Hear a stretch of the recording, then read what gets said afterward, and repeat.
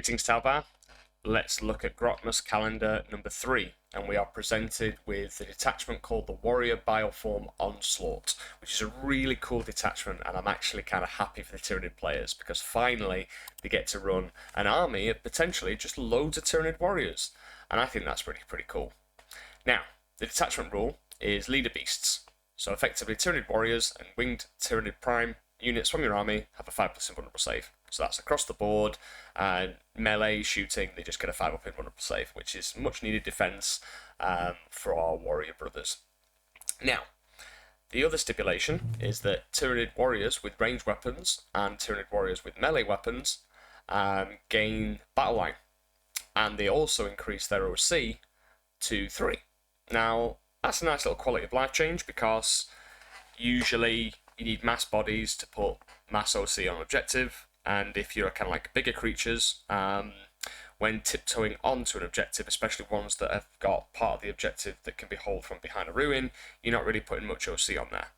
So the change from OC2 to OC3 is quite big because usually you want to kind of always have OC 6 on an objective just to stop people from like putting a tank on there or putting some small unit of 5 scouts or something to deny you. Whereas if you have 2 warriors on an objective, it'll be OC6 and that can stop that from happening. So OC6 is the sweet spot just generally in 40k. If you can put more on there, obviously do so, but not at the risk of losing your unit from ranged or overexposing yourself. So most of the time they'll probably be able to put 2 to maybe 3 warriors tiptoeing on an objective from behind a wall, which would be OC 6 to 9. The enhancements. I think the enhancements are really good, and I think you're going to see 3 of the main ones. You're going to see the elevated might. That's just an automatic. 30 points to give your unit advance and charge. Done. In the bag. The other one, sensory assimilation. 20 points. Subtract 1 from the hit roll. Both shooting and melee. So again, pretty good enhancement, and you'll definitely see that taken. Then the ocular adaptation, winged Tyranid prime only, +1 to hit. So both in shooting and melee, just add 1 to the hit roll. 20 points. So that's 70 points of enhancements that are definitely going to boost the output and the defensive ability of the army. Excuse me. So let's have a look at the stratagems. I think they're going to centre their army around 3 key stratagems. One of them being the synaptic shield. And the way this works is in the opponent's shooting phase, just after an enemy has selected its targets, 1 Tyranid warrior unit from your army can be selected, and if an endless multitude unit is within 6 of said warrior unit and is not battle shocked, if the strength characteristic of the attack is greater than the toughness, -1 to wound. So you're going to have a warrior unit and a big horde unit that's going to be -1 to wound. Now there is a way around this, and I'm going to get into that in the TTS demonstration. But effectively, it's shoot the small stuff first. The other stratagem that I think is going to be used, in the same vein as picking a warrior unit and obviously an endless multitude unit, you're going to have shooting or the fight phase. A Tyranid warrior unit, and again, an endless multitude unit within 6 that is not battle shocked. You can reroll the wound rolls of 1. And if it's a Tyranid warrior unit, you can reroll the hit roll of a 1 as well. So reroll 1s to hit and 1s to wound, specifically on the warriors, or it's just rerolling a wound roll of a 1 for an endless multitude unit. A couple of other cheeky stratagems. Now, the spontaneous hyper corrosion is still going to be used on the popular units that we see in normal Tyranid lists, specifically looking at some of the examples of like a Crusher Stampede. You see Exocrines, you see Tyrannofexes, you see Maleceptors. So because this stratagem states a Tyranid's unit, you can use it on those datasheets that I've just mentioned. Now, it adds 2 to the strength characteristic of ranged weapons. So yeah, those Exocrines are going to go up to strength 11, I believe, and we'll check the data sheets in a second. And you can add 1 to the strength characteristic of melee weapons equipped by Tyranid warriors and winged prime models in your unit. So usually Tyranid warriors will struggle to punch up to anything that's like got high toughness. So pushing them to an extra strength is a nice breaking point to wound things like toughness 10 vehicles or toughness 11 vehicles on 5s at least. So that's going to give them a nice quality of life change.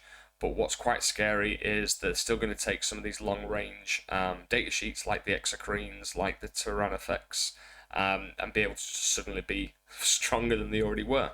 And they were already performing very well. Now, the other stratagem that they can do is the parasitic payload. Effectively, Tyranid warriors with ranged weapons can ignore cover, and then after the unit has resolved its shooting attacks, select one enemy unit hit by one of those attacks. Until the end of the turn, models in that unit cannot have the benefit of cover. So, shoot, pick a target, they no longer get cover, everything else can shoot into it, and basically put the damage through to you because you're not getting that extra cover save. And then finally, there is a couple of sneaky ones, and the restorative impulse is basically just return a destroyed model from a Tyranid warrior unit for 1 CP. And then synaptic micronodes is sticky objectives for a Tyranid warrior unit. So what you'll find here, the top combo to kind of watch out for is that if you go to kill a Tyranid warrior unit and you don't quite kill it, and they then regenerate a model, they could put that model back on to the objective, and if you happen to not be controlling that objective as the opponent, he then just stickies the objective. So you're going to see a lot of play with regenerating a destroyed model to go on to an objective that they didn't already control, and then sticky it and then run at you. So those two stratagems, the recovering a model and then doing the synaptic micronodes, is definitely a good combo that the Tyranid players are going to look to do against you. So be aware and prep for it. So now if I just switch screens and I'll go into some data sheets from the Tyranid army, and then we'll have a look at what we should expect and how to tackle it. Okay, so I personally think that they're going to go with mass endless units plus warriors plus a couple of backfield pieces like the X-Screens and Tyrannofexes that I mentioned, because it just helps cover firing lanes. And traditional way of playing 40k is make sure your firing lanes are covered by long range, and then have your kind of swarm and kind of elites hovering around the middle and going for objective play, tagging, charging, and getting into position. So Homogonts are really good for this because they're not only cheap, I think 20 models is 130 points, 10 models is 65, but they have inbuilt advance and charge, and the movement 10. So movement 10, average advance 3, 13, it's like a 25-inch threat range, and the maximum threat range is 28. So 20 of these, T3, 5 up save, no invuln, but they got 3 attacks each, web skill 4, strength 3, AP 1, 1 damage. The AP 1's quite nice. They can just give you a horde of attacks, but they're not really there for that. They're there for their OC 2 each. They're going to run at you. They're going to stay next to their warrior units and really make use out of those stratagems that I mentioned before, especially the -1 to wound. Another unit that needs no introduction, you'll have seen them on the field anyway, Gargoyles. So Gargoyles have a built-in ability in your shooting phase. After they've shot, they can just make a normal move of 6 inches. They can't declare a charge. Fleshborer Assault, 1 shot, so you're going to have 20 shots, strength 5, no AP 1 damage. Just, again, clear some screens, make way for the warriors to go in, and it can be led by a winged Tyranid Prime. So you might see that winged Tyranid Prime with the -1 to hit in this unit, so then suddenly you have a 20-man Gargoyle unit with -1 to hit. And potentially, if you're targeting a warrior unit that's within 6 of it, it could be -1 to hit and -1 to wound. So, and then it's got fire and fade after it's shot. So, pretty sneaky. Then you've got the winged Tyranid Prime. Alpha Warrior. While this model is leading a unit, the unit gets sustained hits 1. So this could be good for both shooting and combat. And Death Blow. If this model is destroyed by melee, on a 4+, it basically fights on death. Not really applicable to us, but, you know, Farsight, Sword, Crew, Rampages, bear in mind that on a 4+, it will get to swing back at you. Then we've got the Tyranid Warriors with the melee weapons. So, the web skill 3. But remember, if they are joined by the Wing Prime that has the +1 to hit, they'll be hitting on 2s. So it'll be weapon skill 2, strength 5, AP 2, 1 damage. And then at the start of the fight phase, they can reroll hit rolls of 1, or until the end of the phase, they can reroll failed saving throws of 1 as well. So that will apply to their invuln. But what I think they're going to do on a full-on offensive is go in, they'll have 6 attacks each, they'll be hitting on 2s, their strength 5, AP 2, 1 damage, they're twin linked, but they'll also do that stratagem that allows them to have +1 strength. So they'll be strength 6, AP 2, 1 damage, they'll have sustain hits 1 from the winged prime, and they'll just go in and slice you up good. So that's the combat. And the other thing to remember about the the winged Tyranid prime is his movement is 12, whereas the warriors are 6, but they can move him further forward, still stay in coherency, and get a little bit of extra reach for their charges. So it's not just as easy as, oh, they move 6 and then they advance and charge. You've got a winged prime that can add probably an extra 2-4 inches onto that, because of his base is probably around 2 inches, and then the 2-inch coherency. So quicker than it looks on paper. And then finally, the Tyranid warriors with ranged bioweapons. Now, we've not seen these in a while, but just looking at the weapon profiles, for every 3 models in the unit, 1 Devourer can be replaced with a Barbed Strangler, and for 1 in every 3, you get a Venom Cannon. The Venom Cannon's pretty good, so D3 shots, strength 9, AP 2, 2 damage. They could add +2 strength to that, so because it's a Tyranid unit, so that'd be strength 11, AP 2, 2 damage. Or the Barbed Strangler at D6 +1, strength 6, 1 and 1. I'd say that they've probably got enough damage 1s, so they're probably going to go for the Venom Cannons. And then that means that if they take a unit of 6, they're going to be having 2 Venom Cannons, so 2d3, strength 9/11 if they do the strat, AP 2, 2 damage. And then they've got the Death Spitters. So the Death Spitters are 24-inch range, 3 shots, strength 5, 1 and 1. Or they could go with the Devourers at 5 shots, strength 4. So I think they'll probably go Death Spitters because the AP will help, especially with the fact that they can target you, and then anything else that targets that unit that's shot, if they use the stratagem to ignore cover, then that AP one's really going to help. So Death Spitters and Venom Cannons. And they have adaptive predators, so the unit is eligible to shoot and declare a charge in turn which it fell back, which is pretty decent, especially with their combat still good. The standard combat is 5 attacks at strength 5, AP 1, 1 damage, so it starts to add up, and they'll have the winged prime in there, so they're kind of like a multi-unit, if you will. They can both do combat and shooting, and fall back and shoot and charge.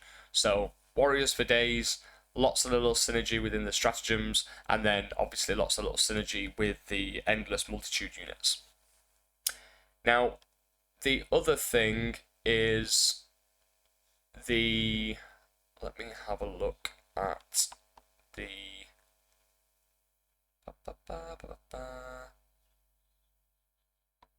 Hive Tyrant. So the Hive Tyrant can also be taken, and the Hive Tyrant can reduce a stratagem by 1, and it can also, while friendly units within 6 have assault and lethal hits ability.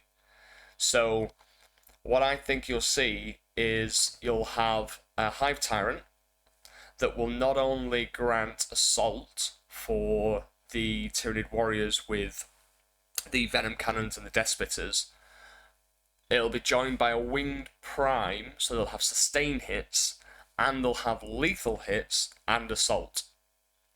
And that's an aura.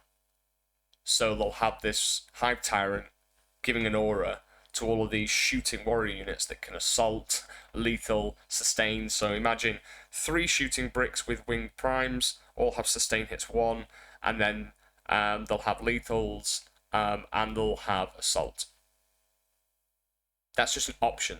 They probably won't, because they'll want some of those winged primes in the melee units, but still, even if you just had the standard shooting warriors with assault and lethal, that's pretty decent. So let's get on to the TTS demonstration.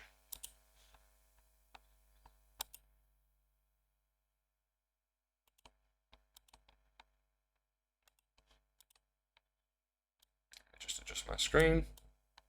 Cool. So nice simple scenario I've set up. Again, not really bothering about like secondaries and missions and stuff like that. It's purely just to kind of give you an example of something that you might have to beat, or a scenario where you'll have to kind of figure out how to crack it. So what we've got here, I personally think that with Tau, the best detachment to deal with this is just going to be a retaliation card, because we've got all the right profiles to all of their units they're going to take, and we also have speed, and we also have this ability to be able to be anywhere on the board when we like, and we also have Fire and Fade, so we're able to kind of do the damage and run away to safety.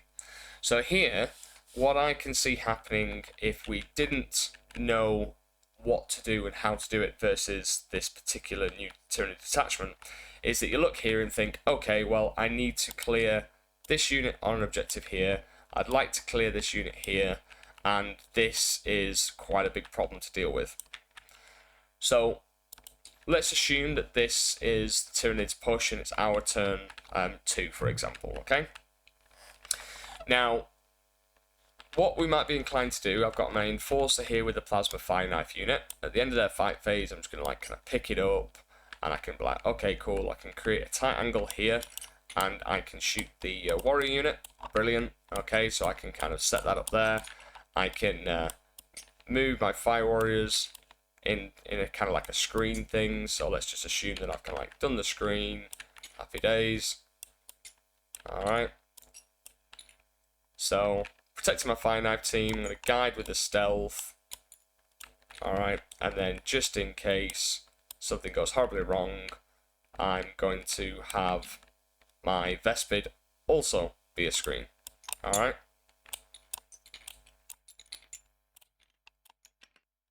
All within 12, Vespid screen, so on and so forth. Over here, what I can do is, this is quite hard to kind of tackle right now, because if I come out, I'm going to be exposed to all of this. So what I'm going to do is I'm going to just advance, get my burst Star Scythe unit into position. I've loosely placed all this kind of stuff anyway, so it's just for the purposes of this. I'm going to be quite loose with my positioning. Okay, so let's just say they can all shoot either of these two units here. Then, again, they're going to push at me. This is the advance and charge unit, which is going to be a problem. So, again, what I'm going to do is I'm just going to set up a screen. I'm not going to be perfect. I'm just going to go, look, guys, this is the screening unit. Okie doke. Can't really do anything with this unit here, because fusion's great into swarms, not. And then I'm going to obviously have over here my burst unit be able to shoot the big Homogon unit within 12 yet again. Okay. So if we look at this gap here, let's just potentially think about what we could do in dropping in and attacking them from multiple sources. And this is something I'm going to highlight right here.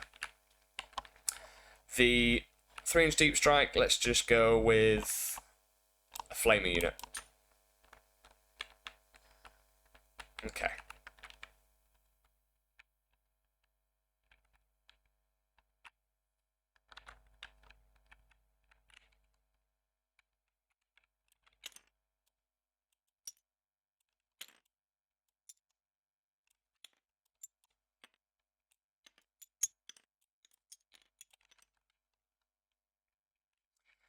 So let's take this example here.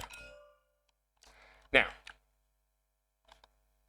if we shot a unit into the warriors, which are like, you know what, I've lined up this perfect storm where I can kill the warriors. Brilliant, let's do it. Let's just get that done now. That would be a mistake. You'd shoot the warriors. They would then spend their stratagem for -1 to wound. and then they would also bestow a -1 to wound on this Hormagaunt unit here.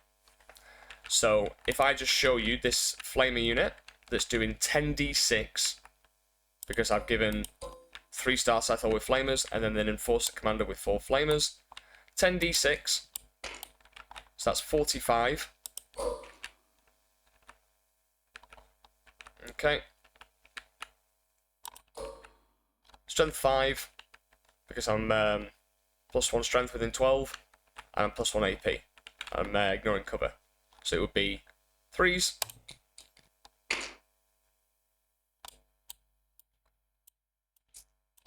So I've killed 34. Just dead. But that's a pretty good roll, to be fair. But if I'm -1 to wound, I could potentially not kill the unit. With that roll, doesn't matter. But if we just rolled it again, look at that. If they were -1 to wound, I've gone from killing the unit to not. I know there's only one model left, but that matters. So you've really got to think about when you target stuff. Because if you shot the Tyranid warrior unit first, any of the endless multitude units can then suddenly be bestowed a -1 to wound. Now, what we've now got over here is the same principle. So we might be able to, and actually if I go back to over here and shoot this Sunforge into Tyranid warriors, let's assume they were guided by the Flamer Star Scythes. So I've got 6 fusions. So 2 missed. A -1 to wound. So strength 10, T5. So it'd be 3s. 3 invuns. So 1 warrior's dead. And then I've got the Cold Star.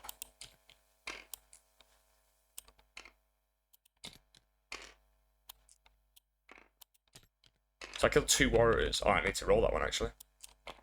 Killed 2 warriors with a Sunforge team. So then straight away, what we thought we're going to kill warriors, suddenly I haven't. I've only killed 2 warriors because they're -1 to wound. Then all of this is gone.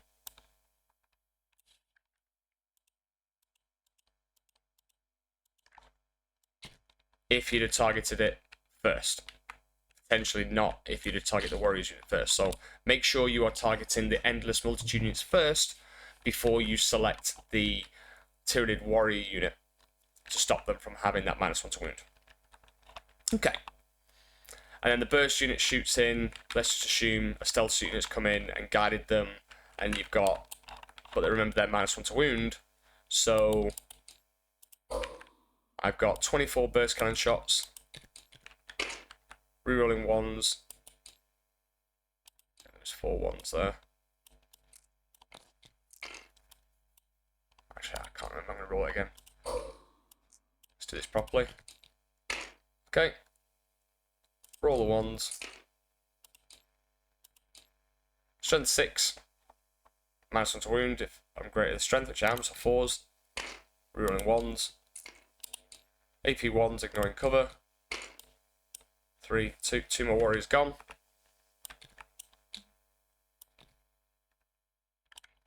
Then I've got the Cold Star. He's got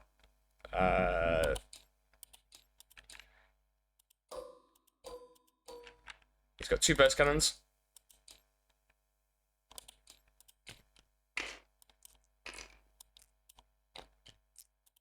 Fours.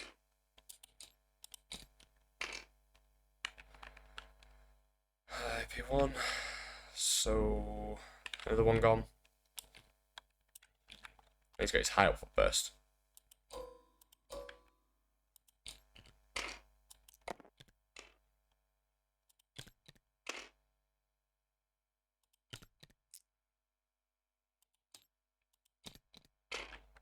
Another warrior gone. Maybe he CP's that. Yeah, cool. Leaves a warrior in a wound. Okay, cool.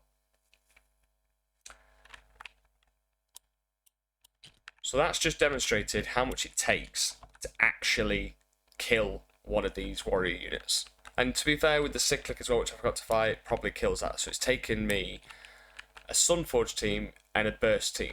The Burst team has done more damage than the Sunforge, so really your Sunforge needs to be kind of like focusing down some of the monsters, because the slapback for these Crisis Suit units is going to be quite vicious. The Tyrannofexes, the Exocrines, the Chargers, the whole lot.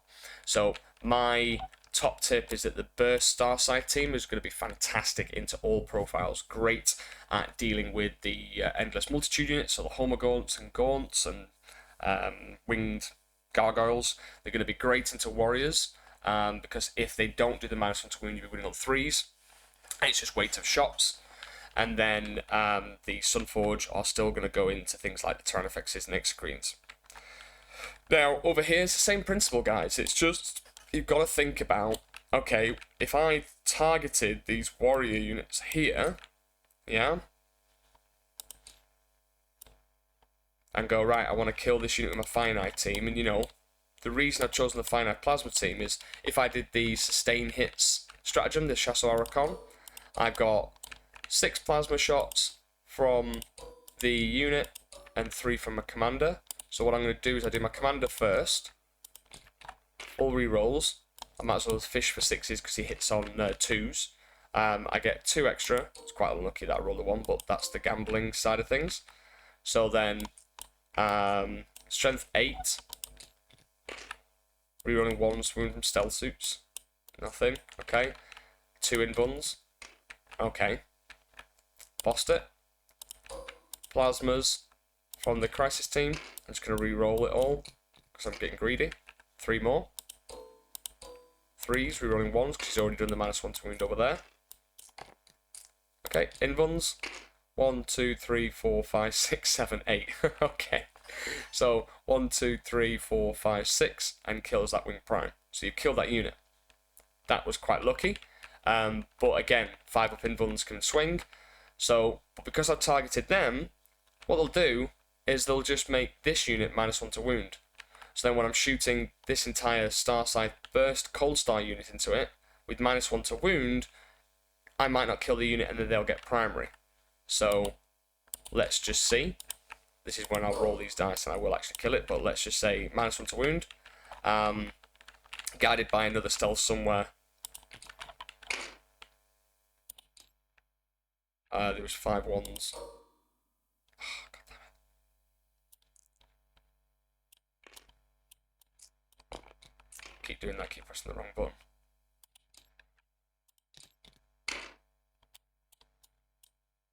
AP ones, 6 ups, 2, 4, 6, 8 dead. Gun drones.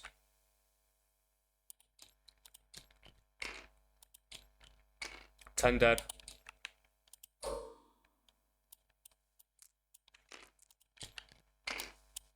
Cold Star.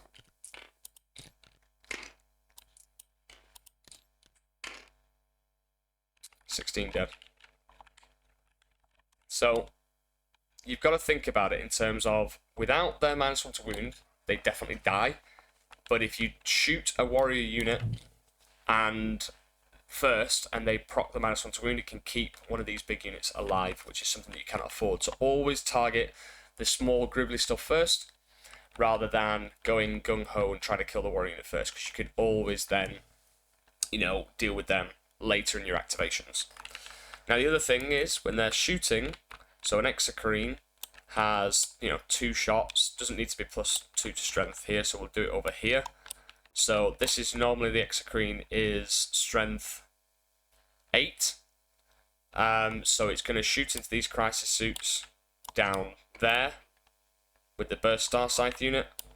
It's going to go, okay, D6 shots.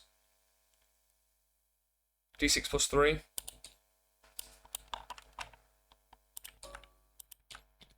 CP reroll that. 5.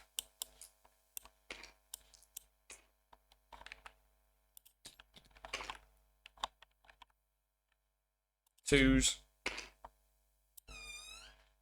shot you with a warrior unit first, for example, ignoring cover.